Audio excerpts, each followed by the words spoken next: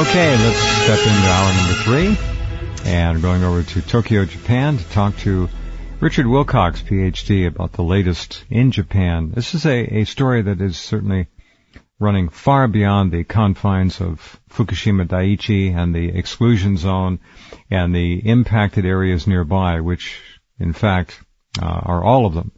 Fukushima City is a large city, and it really ought to be evacuated. Many areas should be evacuated that are not being evacuated. One of the major hospitals there that specializes in thyroid disorders now is overbooked for the next 2 months. There are story after story after story now falling out of the sky on our heads. I should say there is story after story. The fallout figures in the latest story at ENE News, fallout figures today say that I want to read this because it's very important. Over 4 million becquerels per meter squared. Now, a square meter is what, 3.5 feet, something like that, a square meter. 4 million becquerels per square meter in one major city after 3/11. The contamination is now being discussed as not having very much derived from iodine-131 or cesium-137, but from other radionuclides that in many ways are worse. So was this a lie? Certainly somebody knew, so you have to call it a lie of omission. That's just one story. Now there are others as well, and certainly one of the things that really bothers me, when I began doing research on what they call decontamination in Japan, it was outrageous. Some companies there were charging the equivalent of between $20,000 and $30,000 to allegedly decontaminate your home, if you had a home that was in the path of the fallout. What did that decontamination process revolve around? Well, they show up in a pickup truck, pull out a pressure washer, and pressure wash the outside of the house. That's called decontamination. God knows what they were doing inside, probably vacuuming and without even an external vent. So they were filling the house with particulates in there.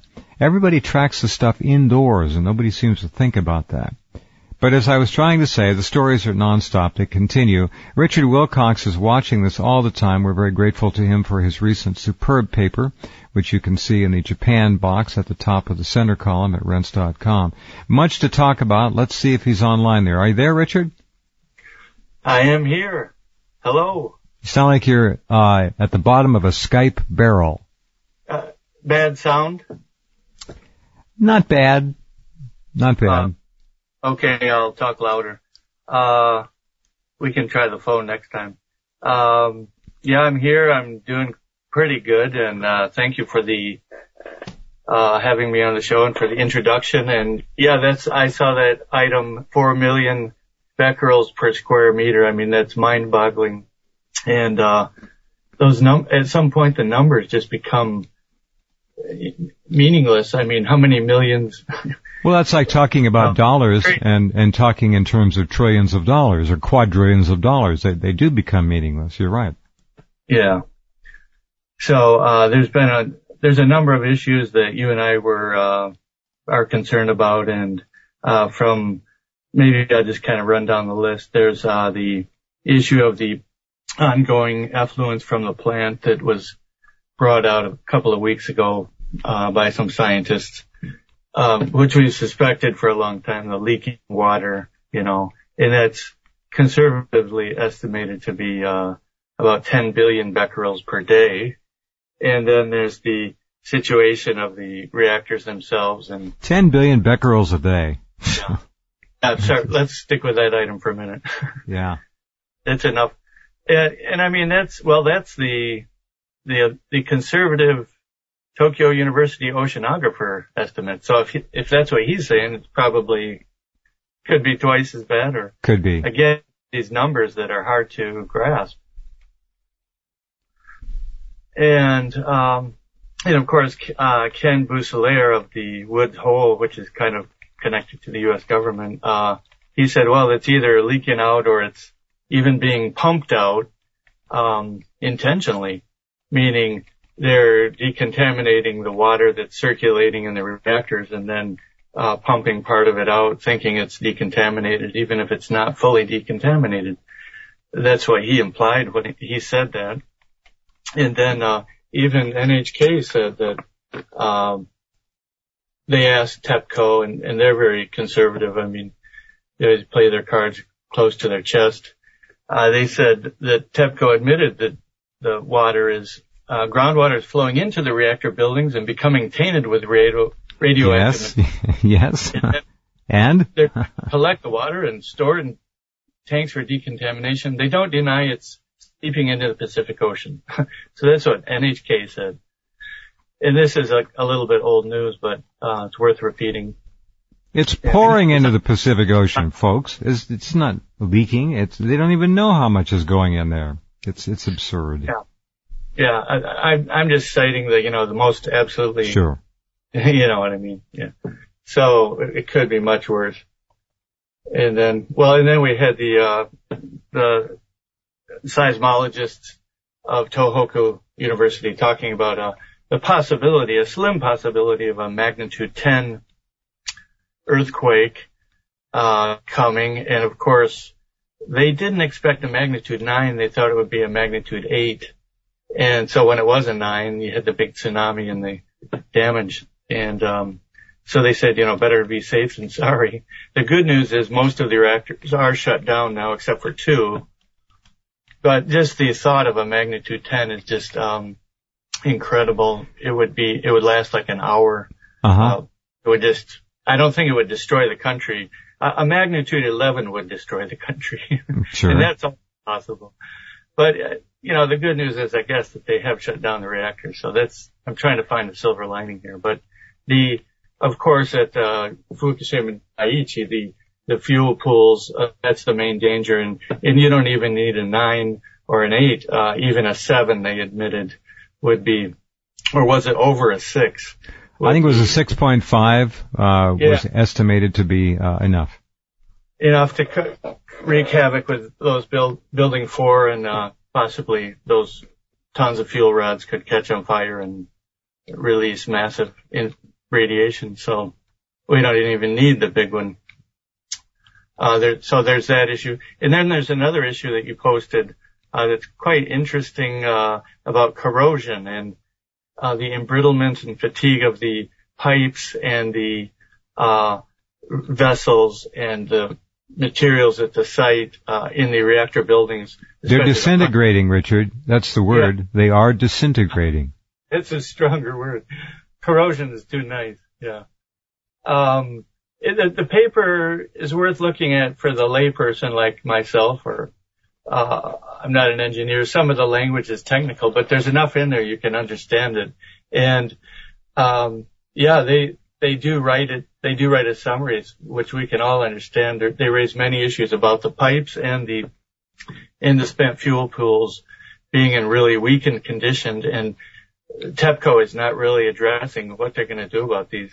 They have this 40-year plan, but this is contradicted by the fact that, as you say, they're disintegrating before our very eyes. I mean, so it makes no, so it's really, you're getting into some heavy duty chemistry, and you have to be a specialist to understand some of that, but some of it's pretty apparent.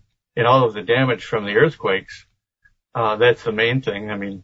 So that damage has, as they say, we're in new territory, new scientific territory, because of all these different elements in the water. We are, excuse me, but we are in new scientific territory. We are really in unknown scientific territory. We've never been here before. Contingency plans were not done appropriately or extensively enough to even begin to deal with what they've had to do here. And what they can do is so little that you might as well say they really can't do much of anything, which is what some of the Fukushima workers have been saying privately, that it's game over.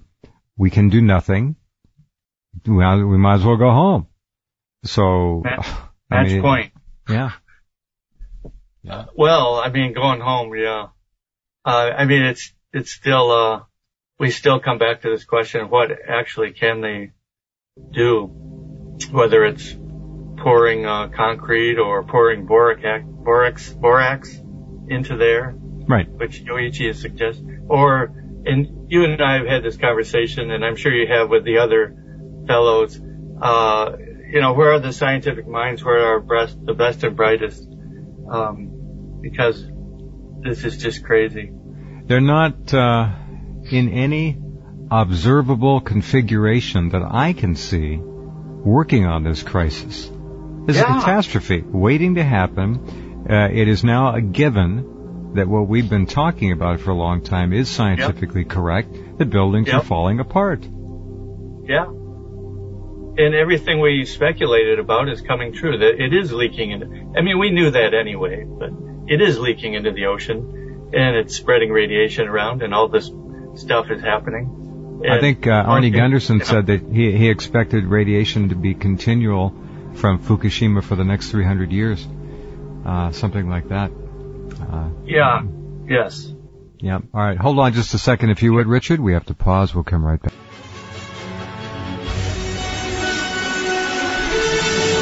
Okay, let's get right back to Richard Wilcox, talking about issues in Japan. These people are being, unfortunately, sacrificed over there. What we have is an ongoing program of burning radioactive debris in every major urban area of Japan. I don't know if any part has been excluded. They are throwing radiation into the air. It comes down in moisture, particulates. It goes into the groundwater. It hangs around rain gutters. When it rains, it turns a normal countryside into a toxic, contaminated countryside with no relief in sight. These people are crazy. It's as if Japan committed national suicide, Richard. I still can't understand what kind of thinking went into that. There's a reason for it, and it has nothing to do with humanity or taking care of people. There's something else going on. And I guess my question is, how much longer will it continue to burn this often radioactive waste and debris from the earthquake and tsunami? And what are people saying about it? Anything? Yeah.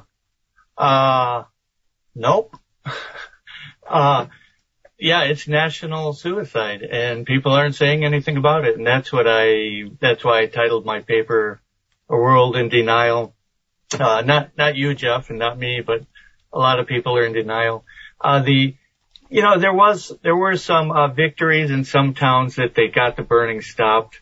And I haven't had time to study that issue recently in great detail, but once it had started, as you said, they had a plan to burn the Tohoku, the northeastern, disaster debris around the country.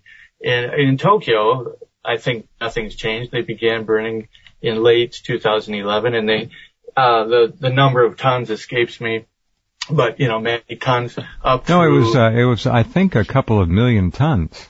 Yeah, many is not the right word, right? I mean, massive amount, and up through 2013 was the plan and that's in an article that I cited a while back from nuclear NGO in Japan, so their best case scenario was, the incinerators naturally do leak just a little radiation. We're sorry about that. And it's about 2 billion becquerels total, throughout that period, which would be released. That was according to some calculations I did. Now again, that could be, very conservative. And even that amount, it's just like they're doing this in public. This is crazy. They're intentionally releasing the radiation. Why are they doing it? I actually think it's about just, giving, business to the incinerator operators, and it's about money. And it's that stupid? Yeah. There may be this other, evil plan to, the other idea was that they're, trying to hide the cancer deaths statistically by spreading the radiation over the country. Also, they're trying to... I don't think they're smart enough to do that. Wow. It's just stupid crass. Well, there were some people who suggested the Japanese were doing it in order to preclude certain areas of the country from claiming to be radiation free and creating a real estate land rush here and there and a disaster in other areas to equalize the radioactive toxicity and contamination to destroy everything and keep everything held down rather than let some areas skate. Well, I think you just refuted what I just said then to some extent, because I'd forgotten that, but that's right. I mean, so that means that this idea of we're all the same, we all have to be equal, that's very deep in the culture here. And so that is very bizarre if that is really their plan, but that's an issue that, at any rate, I mean, that the fact that they're doing it in a city of 30 million people, intentionally releasing radiation like that is just it's beyond words, you know. It's harakiri, which is harakiri is suicide, you know. Sure. Cutting your stomach with a sword. National harakiri. So I'm sorry, that's a topic I need to catch up, you know, get more details on. Well, it's going on, and people are becoming sicker and sicker. Yeah. There are more stories about nosebleeds, about bruising, about hair falling out, about sickness, about we know about the thyroid issues. This is going to obviously avalanche itself in the next several years into vast numbers of sick and dying people. And it's around the country, like you say, but in Fukushima, just for example, where it is certainly worse, and the doctors laughing at patients saying, it couldn't be radiation, and the nurse telling the patients, don't complain about radiation because that could be the doctor won't see you then. So, you have to say that it's something else. You caught a cold. And so Exactly. The medical establishment and I know doctors here, they're very cagey. I mean, they don't want to, and I'm not saying they're only in Japan where they're just covering their, liabilities, I guess, but they can be very, keep their instruments close to their chest. They don't want to tell you anything more than they have to. And, there are good doctors in Japan, but you have to look hard for them. And I think there's holistic doctors, and that's what needs to be brought out more, is much more integrating the holistic, or the, natural prevention, common sense prevention measures with, remedies, just like taking vitamins and the things that are fairly easy to do. But the doctors aren't telling this to people, or, about iodine. People need to be being educated about the whole array of health issues. And okay, if we're in this situation, at least we should be doing something, what we can about it. And they're not even doing that. I know. It truly it's terrible. Is mind-boggling. Yeah, hold on just a second. We have to take a little break here, do some business. Richard Wilcox, PhD, and I will be right back.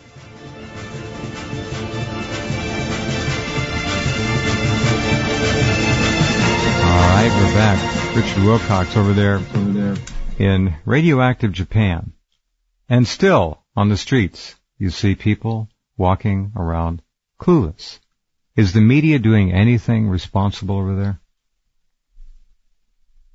Well, the Asahi News wrote an apology piece for the WHO. I think they're doing their job as propagandists. The Japan Times has done better. I think they do a little bit better job. And so the truth leaks out, ebbs out, in dribs and drabs. I've noticed some of the letter writers to the Japan Times are very cynical about the radiation issue and the nuclear issue. And so you don't have too many foreigners who are living here writing in saying, I think everything's okay. I mean, I think there is a lot of cynicism about the situation in the media. And, Jeff, just to jump back to that, to finish a point that you said they were burning because they want to make sure that everybody's contaminated, every place. Well, the same thing, it just occurred to me. Aeon, which is the giant food company, distributor, supermarket, they originally wanted to have zero radiation tolerance, but the government told them, nope, you can't do that because that's unfair to the other producers. So I think there you do see the same kind of thinking occurring, right? And so we can't even blame the big companies if they think that it's, in their economic interest to produce safe, healthy food, which obviously not all, multinational companies believe that. But in this case, they were trying to produce, or sell zero radioactive food, zero, detection. Then, and they're stopped from doing that, then that is a pattern of this kind of, we have to spread it around mentality. But I wanted to add that because that was an interesting point. Yeah. But yeah, the news here, the media, occasionally it dribs out, NHK, they'll say a few things, but then the overwhelming, flood of as you know from, many of the things you've posted at your website over the years and you've discussed, and all of the listeners, I think, know that well, how the television, how the media controls us, controls our thinking, and it's all bred in circuses and, pop stars singing songs on TV and everything, which is fine sometimes, but, when you're in this serious situation, it's not, we need a much more critical, media, coming at this, and they're not. And, just for a quick story, my college-age students are in denial, I think. Even one group gave a pro-nuclear presentation, even after I tried to tell them to show both sides of the issue. And afterwards, I kind of lost my mind, I guess, but gave them a word of my. Mm-hmm. But you gave them a dressing down, did you? Yeah. Yeah. And they need. Now these are Japanese. Yeah, college-age Japanese students. I teach at a number of different universities. Yeah. Some are pretty good academically.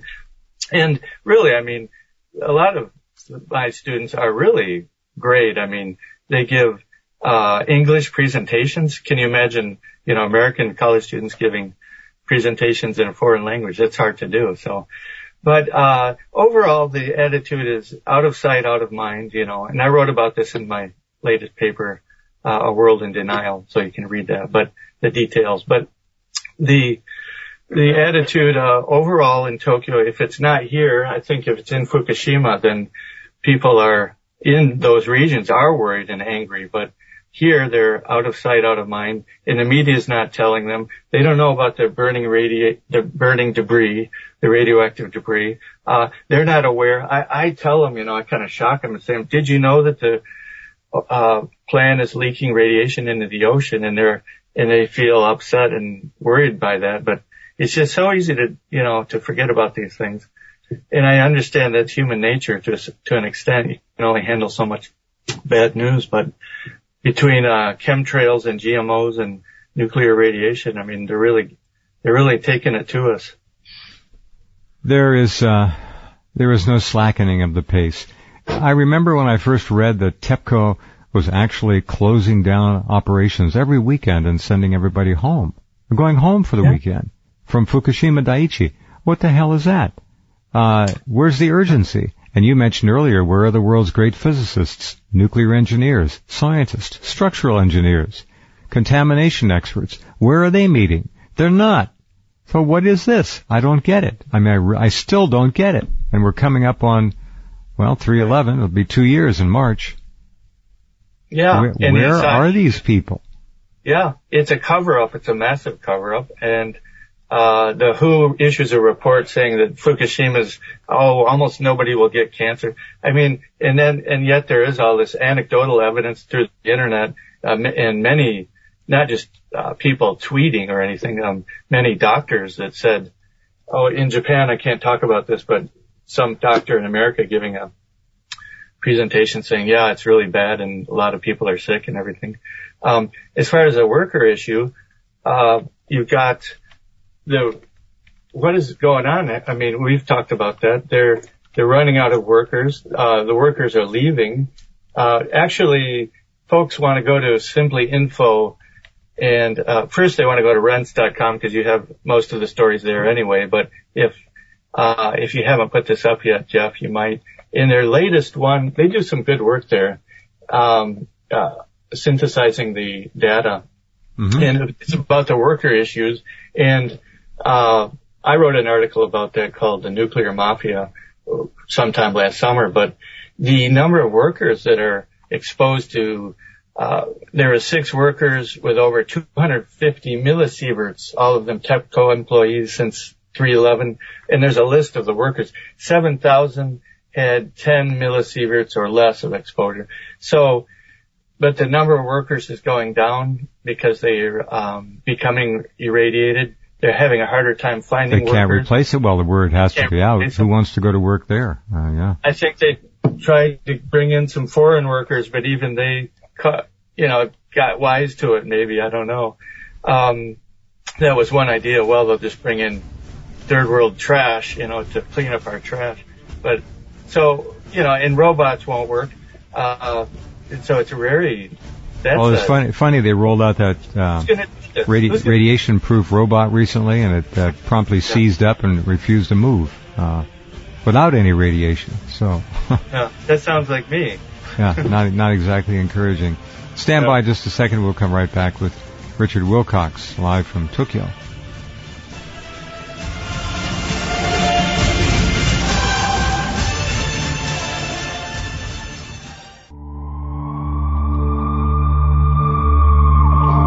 Okay, talking to Richard Wilcox. The food in Japan. You mentioned Aeon, the supermarket chain, and how they are knowingly and willfully selling radioactive food now. This is no question about it, none. There have been reports of Fukushima rice being mislabeled accidentally as being from another prefecture, which wasn't obviously close to Daiichi and the disaster. There have been other stories of outright lies on food that are clearly criminal, and I'm not seeing any stories that suggest that anyone is being held accountable for much of anything.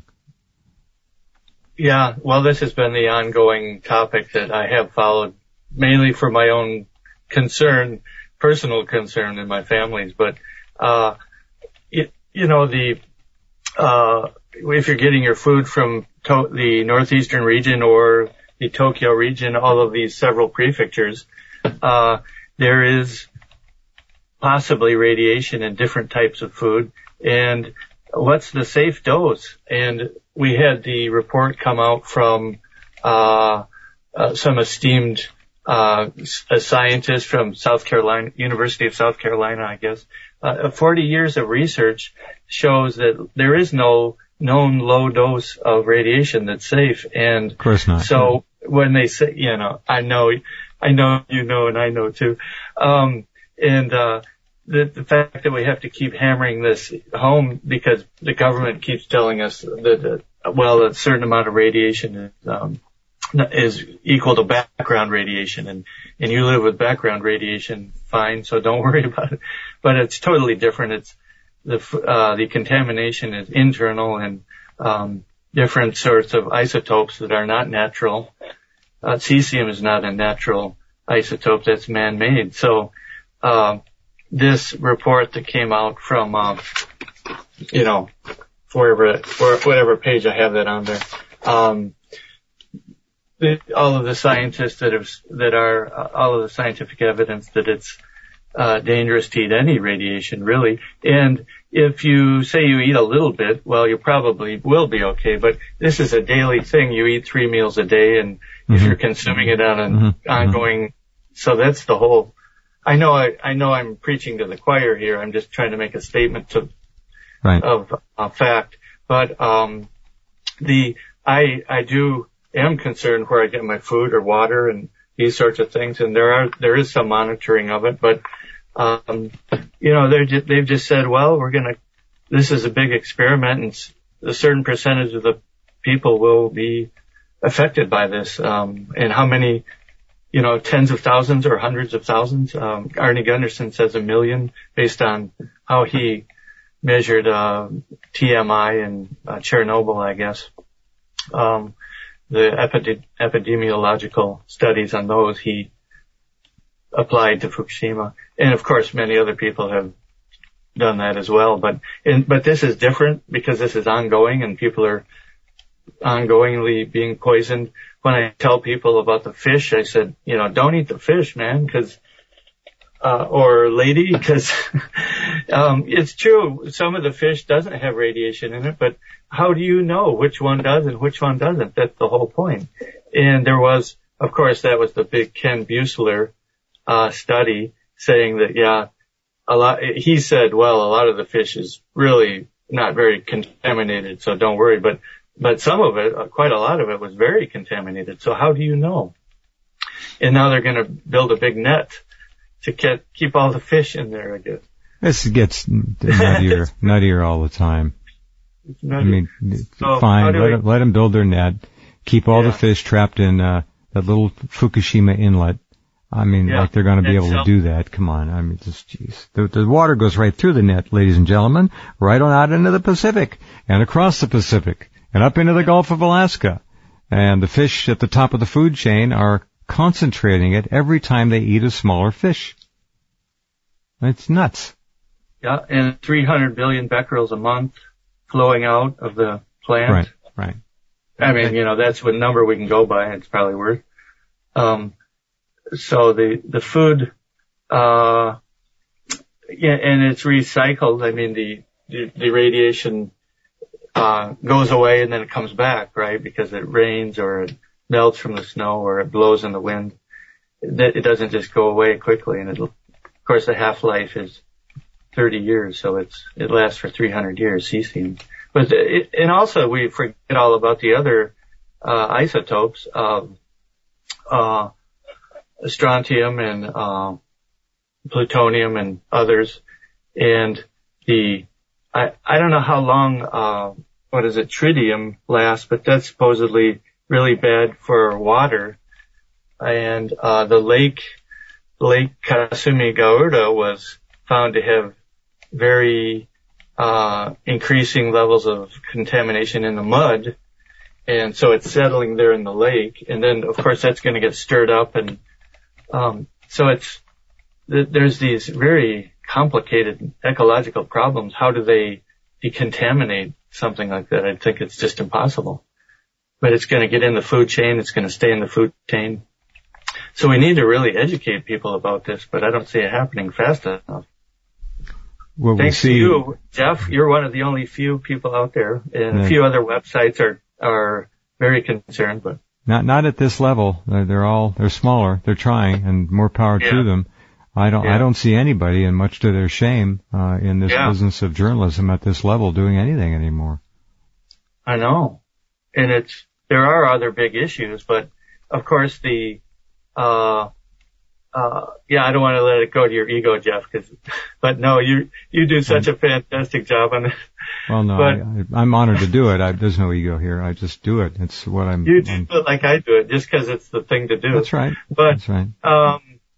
The thing is, there are other big issues. I mean, Israel dropping nuclear bombs or something, or, well, they are. They're dropping, sorry, I know what I was going to say was all of the other nuclear reactors are collapsing as well. So we're seeing this generational, breakdown of the technosphere, of the nuclear technosphere, which, started out as this wonderful shining idea. And then they don't have the money to maintain it, just like America's infrastructure. All the money's going to the bankers. So there's no money for roads and bridges and stuff like that. Which is fine, let them fall into disrepair. But the nuclear reactors, they have to be maintained. Otherwise, it's really bad, and they're collapsing. And I can't keep up with all of the information about all of these. It's just incredible. In Europe, in France, European countries are becoming very concerned about nuclear power, whether to phase it out. So I guess the hopeful sign is that if renewable energies can take off, and there's some sign of that. There are some entrepreneurs, and some countries are moving in that direction. So that's one positive we can look to, but yeah. Okay. All right. Now you've got kids over there. Yes. That's the great tragedy, of course, is what do you do about the children? What do you do about the kids? How do you teach them without scaring them half to death? Right. it's tough enough raising kids, and they're at the age where they are rebellious anyway. I do give supplements, and I mean, the thing I do is I try to buy healthy food. I've always done that anyway, but now I try to buy radioactive free food as much as possible, and supplements like what's it called? Turmeric. Turmeric. Turmeric. Turmeric. Yeah. Yeah, and there are so many, and I did put a little bleep in my paper at the bottom of the last one about what you can do, and I think eating a diet high in, radiation free fruits and vegetables, it seems to be a good way to go. Getting to be harder to do though, because the rains fall on the ground and the radiation goes into the soil and the trees and the plants bring it back up.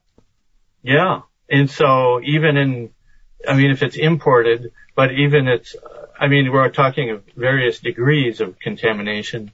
And of course, the worst is around, the Fukushima, et cetera. But even far away, different parts of Japan are affected too. But then, as you know, in your neck of the woods, you've been affected as well, the West Coast. So that's right. I tasted that for about 10 days. Horrible, ugly, metallic kind of a taste in your mouth in late March, early April. No question of what it was then. Nothing anybody could do about it. And now we know that Seattle, for example, the average resident in Seattle was inhaling approximately 6 hot particles a day. These are internal emitters that can stay in the body. There are a lot of people walking around now developing cancers. Yes, and respiratory issues, or if it doesn't become cancer, then asthma or other effects, which I don't know. You mentioned turmeric. I should also mention that the best form of that is curcumin. Curcumin. So get curcumin and take it. It'll help. Oh, I have been. Yeah. But with the family issues, the best thing to do would be to relocate, I think, and that's, in my case, a very complicated issue. And for many people, it's right. Very good. We covered a lot of issues, and we did. Appreciate the time. So thank you, Richard, for all you do. My best to you and yours. Yes. Okay. Good night. Good night. Richard Wilcox, Skype from Tokyo. Okay. That's it for tonight. We'll be right back at you tomorrow. Hope you can join us. Andy Goss will be here tomorrow night. Very interesting guest, Douglas Dietrich and Patty Doyle. All right. Have a good night, a good day tomorrow. Take good care of yourselves, and we'll talk soon.